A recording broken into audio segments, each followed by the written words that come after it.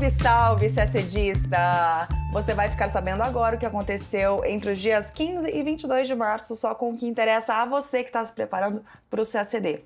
Em mais um exemplo de paralisia do Conselho de Segurança da ONU, a Rússia e a China acabam de vetar um projeto de resolução apresentado pelos Estados Unidos determinando um cessar-fogo entre Israel e Hamas. Já na Assembleia Geral da ONU, um caso raro de consenso. Foi adotada uma resolução para reger a governança global da inteligência artificial. Falaremos também de Ásia. O parlamento de Hong Kong aprovou uma nova lei de segurança com pena perpétua para crimes políticos. E os Estados Unidos manifestaram apoio à Índia sobre a disputa com a China em torno do estado de Arunachal Pradesh. Notícias sobre eleições. Na Venezuela, o regime de Nicolás Maduro reprime a oposição. Na Rússia, o presidente Vladimir Putin garante um quinto mandato após também reprimir a oposição. E em Portugal, a coalizão de centro-direita vencedora tentará a missão quase impossível de formar um governo sem incluir a extrema-direita. Tudo isso em detalhes você acompanha agora no nosso podcast. Começamos falando do conflito entre Hamas e Israel. Agora, na sexta-feira, dia 22, o dia em que estamos gravando o podcast, a Rússia e a China acabam de vetar uma resolução proposta pelos Estados Unidos no Conselho de Segurança da ONU a respeito do conflito. O texto determinava um cessar-fogo imediato e duradouro associado à libertação dos reféns em poder do Hamas. A Argélia, um membro não permanente, também votou contra a resolução e a Guiana se absteve. Os demais membros votaram a favor. A Rússia acusou o texto de ser enganoso por não ser claro o suficiente sobre a necessidade de um cessar-fogo, atrelando essa trégua à libertação dos reféns e por dar um sinal verde para a ofensiva de Israel em Rafah, segundo o governo russo. Já a China chamou os Estados Unidos de hipócritas e pediu que seja aprovada uma resolução alternativa mais clara sobre a cessação permanente das hostilidades. Esse projeto de resolução foi o primeiro apresentado pelo governo norte-americano com essa demanda específica do cessar-fogo.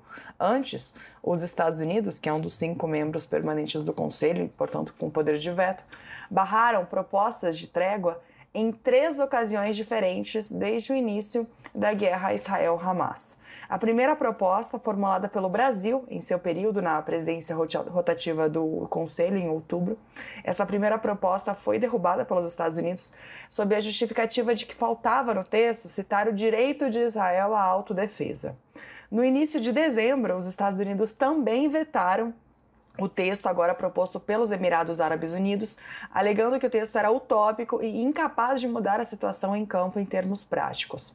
Já o terceiro projeto, submetido pela Argélia em fevereiro, foi vetado porque, segundo os norte-americanos, ele não vinculava o cessar-fogo à soltura dos reféns que continuavam em Gaza e, portanto, poderia comprometer negociações delicadas em curso. Estima-se que os terroristas do Hamas ainda mantenham cerca de 100 sequestrados no território palestino, além de terem em seu poder os corpos de outras 30 pessoas que morreram em cativeiro. Nesse projeto de resolução apresentado pelos Estados Unidos ao Conselho de Segurança nesta semana, o cessar-fogo imediato esteve vinculado à libertação dos reféns. E é aí que foi o ponto de discórdia. Esse texto também destacava a necessidade urgente de expandir o fluxo de ajuda humanitária e a suspensão de todas as barreiras para que esses recursos cheguem aos habitantes de Gaza. O texto também condena os atos de terrorismo cometidos pelo Hamas e ações que reduzam o território palestino. A proposta norte-americana acontece em meio às tentativas do país de fazer Israel desistir de uma operação militar em Rafah.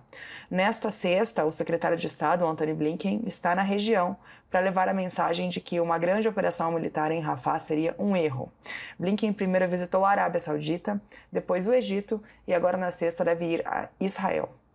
Essa é a 9ª vez que o Conselho de Segurança vota uma resolução sobre o conflito entre Israel e Hamas.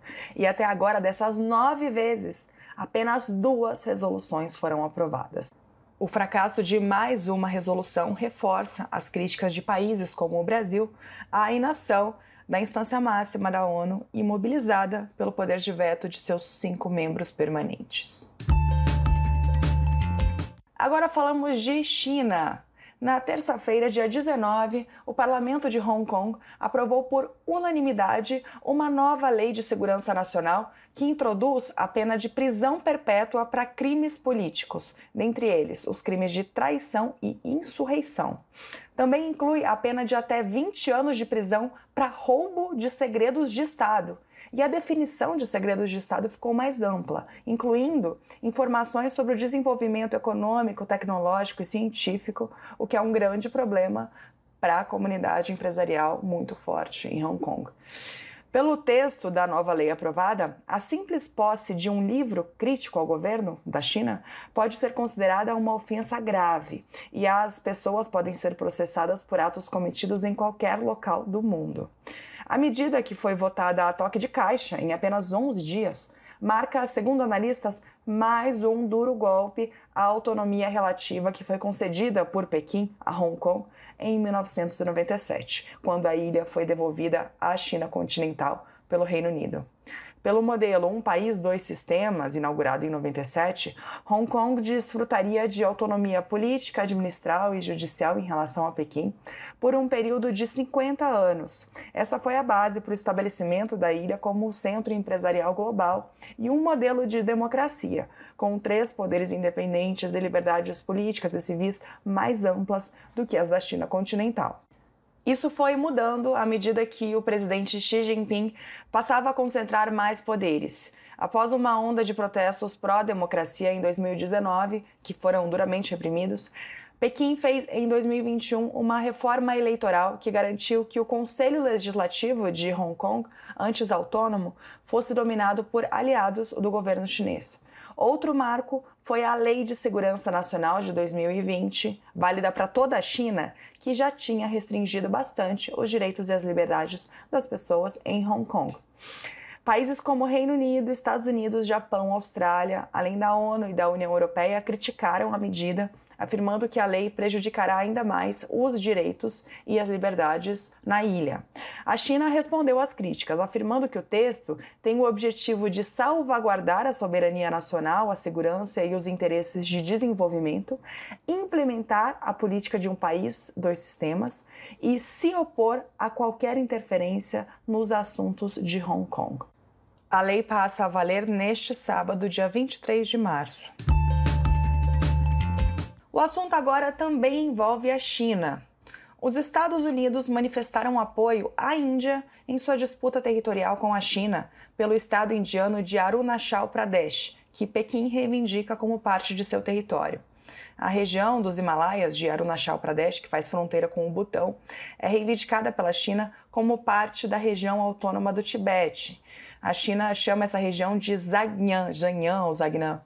Só que é a Índia que controla a maior parte da área desde a Guerra da Fronteira Sino-Indiana em 1962. Em um comunicado emitido na quarta-feira, dia 20, o Departamento de Estado dos Estados Unidos afirmou sua posição sobre Arunachal Pradesh, reconhecendo esse território como indiano e rejeitando fortemente quaisquer tentativas unilaterais de avançar nas reivindicações territoriais. Já a China respondeu que a região é território chinês e que a questão da fronteira com a Índia é um assunto bilateral que não diz respeito a países terceiros. Também criticou o papel dos Estados Unidos, a quem acusou de tirar sistematicamente partido dos conflitos entre outros países para servir a seus próprios interesses geopolíticos. É um fato curioso porque os Estados Unidos geralmente evitam comentar sobre disputas de fronteiras indianas, como a Caxemira com o Paquistão. Para analistas, a medida faz parte de uma política de maior alinhamento à Índia e, claro, de maior oposição à China. Essa disputa entre China e Índia persiste há décadas, apesar dos esforços diplomáticos e econômicos entre as duas nações. As tensões voltaram a aumentar após medidas tomadas pelas autoridades indianas com o apoio às demandas por autonomia do Tibete, a crescente cooperação de defesa com os Estados Unidos, Japão e Austrália e restrições de investimentos chineses na Índia. A situação se tornou ainda mais turbulenta no começo deste mês, quando a Índia inaugurou o túnel Sela, em Arunachal Pradesh, que auxilia no rápido deslocamento de tropas, armamentos e maquinários ao longo dessa turbulenta fronteira sino-indiana. Após a inauguração do túnel, a China reiterou a oposição chinesa ao controle indiano de Arunachal Pradesh. O Ministério da Defesa chinês reforçou sua reivindicação sobre o Estado, enquanto o Ministério indiano afirmou que Arunachal Pradesh é parte integral e inalienável da Índia. Agora chegamos à América do Sul. O procurador-geral da Venezuela mandou prender mais 9 aliados de Maria Corina Machado, principal opositora de Nicolás Maduro, que foi declarada inelegível por 15 anos. O alvo foi o núcleo da campanha de Machado e a ação encurrala a oposição antes das eleições em julho. Os governos da Argentina e do Uruguai condenaram as prisões, enquanto o Paraguai e a Colômbia manifestaram preocupação e lamento com a situação na Venezuela. O Brasil não se manifestou. O pleito foi marcado para o dia 28 de julho pelo Conselho Nacional Eleitoral da Venezuela. O presidente Nicolás Maduro vai concorrer à reeleição. Uma coalizão de partidos de oposição escolheu como candidata a deputada Maria Corina Machado, mas, em janeiro, ela foi declarada inelegível pela Suprema Corte, que é controlada por Nicolás Maduro. Agora vamos à Europa para falar das eleições em Portugal. Luís Montenegro, líder da coalizão de partidos de direita tradicional, vencedora das eleições, a Aliança Democrática, enfim recebeu aval do presidente para formar um novo governo. Só que o governo ainda não está formado e seguem abertas as negociações para sua composição. E como dissemos na edição do nosso podcast, da edição passada, não será fácil formar um novo governo. Isso porque a coalizão vencedora, a Aliança Democrática, não conseguiu votos suficientes para garantir maioria. A escolha óbvia seria incluir os partidos que obtiveram mais assentos no parlamento. Só que o segundo lugar ficou com os socialistas, que já disseram que serão oposição, e o terceiro maior número de votos ficou com o partido Chega, um partido da extrema-direita. O caminho mais fácil seria incluir esse partido no novo governo. E aí a coalizão conseguiria uma maioria com folga. Mas Montenegro já disse diversas vezes que não quer negociar com a extrema-direita, que defende medidas polêmicas, como uma posição linha dura em segurança e em política migratória. O líder desse partido Chega, André Ventura, vem apostando nas críticas ao presidente Lula, por exemplo, e mais ainda na proximidade com Jair Bolsonaro, que até gravou um vídeo de apoio ao político português durante a campanha. Bom, o fato é que sem os socialistas e sem o partido Chega, uma alternativa é a Aliança Democrática tentar governar em minoria, negociando cada medida com os vários partidos. Veremos até lá se será essa a escolha de Montenegro. A posse do novo governo está prevista para acontecer na primeira semana de abril. E agora, eleições na Rússia. Para surpresa de absolutamente ninguém, o presidente Vladimir Putin venceu a eleição russa e se manterá no poder até 2030, pelo menos. A vitória, que garante um 5º mandato a Putin, foi confirmada após 3 dias da votação, que começou na sexta-feira, dia 15, e terminou no domingo, dia 17. De acordo com a Comissão Eleitoral Central, o atual presidente russo recebeu 87% dos votos, um recorde na história do país. O que acontece é que o atual presidente não tinha outros concorrentes com real chance de vitória. Isso porque os outros 3 candidatos, todos deputados, são considerados fantoches. Eles votaram a favor da guerra na Ucrânia no parlamento e já fizeram declarações públicas de apoio a Putin. A eleição surge no contexto de uma repressão implacável que sufocou os meios de comunicação independentes e grupos de direitos humanos proeminentes. Um dos maiores opositores de Putin, Alexei Navalny, morreu em uma prisão no Ártico em fevereiro e outros críticos estão na prisão ou no exílio. O presidente Lula parabenizou Putin pela vitória, mas líderes de diversos países ocidentais não fizeram esse mesmo gesto, alegando que as eleições na Rússia não foram livres nem justas. Vladimir Putin está no poder desde 2000, mais tempo do que qualquer outro líder russo desde o ditador soviético Joseph Stalin. Agora, por fim, falamos de multilateralismo. A Assembleia Geral da ONU aprovou por consenso de todos os seus 193 membros uma resolução sobre a governança da inteligência artificial, com o objetivo de assegurar que essa tecnologia crie um mundo mais seguro e equitativo. O texto foi proposto pelos Estados Unidos e contou com 123 países patrocinadores de diversos níveis de desenvolvimento.